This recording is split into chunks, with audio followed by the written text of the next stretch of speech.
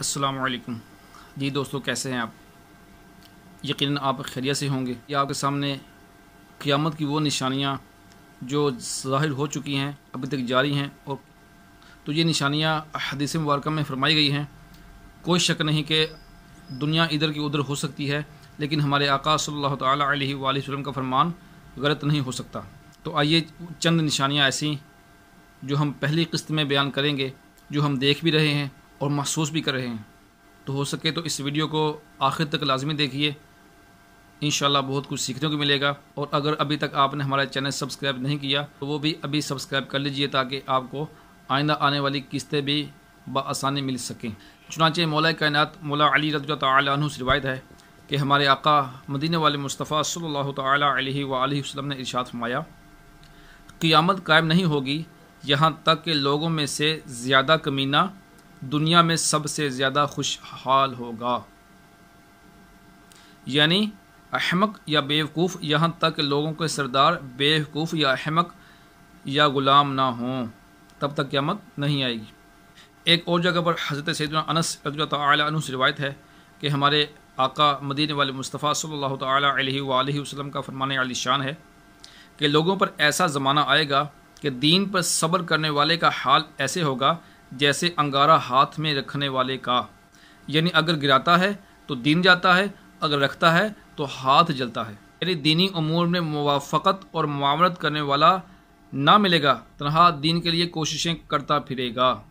حضرت سیدنا انس رضی اللہ تعالی عنہ سے روایت ہے، میٹھے میٹھے آقا مدینہ والے مصطفیٰ صلی اللہ تعالی علیہ وآلہ وسلم نے ارشاد فرمایا، قیامت کی نشانیوں میں سے ہے کہ بری بات کرنا، بد کلامی کرنا، قطع رحمی یعنی رشتہ داروں سے تعلق توڑنا، امین کا خیانتی ہونا، یعنی جس کے پاس امانت رکھی جائے وہ خیانت کرے۔ یہ قیامت کی نشانیوں میں سے ہے کہ جس کے پاس امانت رکھی جائے وہ خیانت کرے۔ ایک جگہ پر حضرت سیدنا ابن مسعود رضی اللہ تعالیٰ عنہ کہتے ہیں کہ سرکار صلی اللہ تعالیٰ علیہ وآلہ وسلم نے ارشاد فرمایا، قیامت کے قرب کی نشانی ہے چاند کا موٹا ہونا، اور یہ کہ چاند کو دیکھا جائے تو دوسری یا تیسری رات کا محسوس ہو۔ یہ اکثر رمضان شریف کے چاند کے حوالے سے یا عید الفطر کے چاند کے حوالے سے ہمیں اس طرح کے مسائل آتے ہیں، اور بعض اوقات چاند نظر نہیں آتا اور اگلے دن دیکھتے ہیں تو ایسے لگتا ہے کہ جیسے دوسری یا تیسری کا چاند ہے۔ قیامت کی نشانیوں میں سرکار صلی اللہ تعالیٰ علیہ وآلہ وسلم نے بہت پہلے ہمیں یہ بتا دیا کہ چاند ہوگا پہلی کا ہی، لیکن دیکھنے میں محسوس ہوگا دوسری کا یا تیسری کا۔ ایک اور جگہ پر حضرت سیدنا انس رضی اللہ تعالیٰ عنہ کہتے ہیں کہ سرکار صلی اللہ تعالیٰ علیہ وآلہ وسلم نے فرمایا، قیامت کی نشانیوں میں سے ہے کہ مسجدیں راستے یعنی سڑکیں روڈ بنائی جائیں گی، اور یہ کہ اچانک موت ظاہر ہوگی۔ تو یہ تماشے ہم اکثر دیکھتے ہی رہتے ہیں کہ مساجد کسی روڈ کی طرف آ جاتی ہے، روڈ کو بنانے کے لیے مساجد کو ڈھا دیا جاتا ہے، معاذ مساجد کو شہید کر دیا جاتا ہے۔ کئی جگہ پر مساجد کو شہید کر کے سڑکیں بنائی گئی ہیں۔ تو یہ صدیوں سے پہلے ہمارے آقا صلی اللہ تعالیٰ علیہ وسلم نے اس کی پیشین گوئی فرما دی تھی کہ یہ قیامت کی نشانیوں میں سے ہے، اور فرمایا کہ اچانک موت ہوگی۔ اچانک موت بھی آج کل بہت زیادہ عام ہے۔ اچھا بھلا آدمی صحت مند سوتا ہے تو صبح اٹھتا ہی نہیں ہے۔ اس طرح کے اکثر واقعات اب ہمارے معاشرے میں ہونا شروع ہو چکے ہیں۔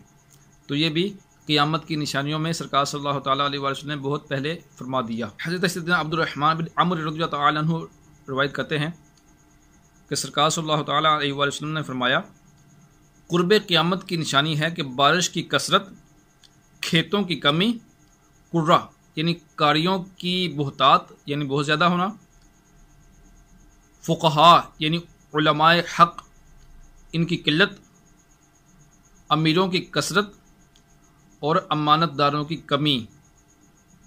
تو یہ قیامت کی نشانیوں میں صدیوں پہلے ہمارے آقا صلی اللہ تعالیٰ علیہ وسلم نے فرما دیا، اور آج کل ہم یہ دیکھ بھی رہے ہیں کہ جو صحیح علماء کرام ہیں، اہل علم حضرات ہیں، وہ آج معاشرے میں بہت ہی کم ہیں۔ بارشیں زیادہ ہیں، بے موسمی بارشیں ہیں، جس کی وجہ سے ہمارے کھیتوں کو بھی نقصان ہوتا ہے۔ تو یہ بھی قیامت کی نشانیوں میں ہمارے آقا صلی اللہ تعالیٰ علیہ وسلم نے صدیوں پہلے فرما دیا۔ تو اللہ تبارک و تعالیٰ ہمیں آج کل کے فتنوں سے محفوظ فرمائے، ہماری اولادوں کو بھی محفوظ فرمائے۔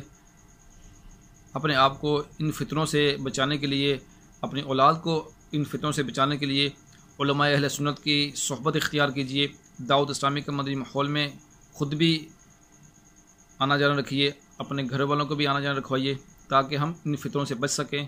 اپنا خیال رکھیے، بہت بہت شکریہ، السلام علیکم۔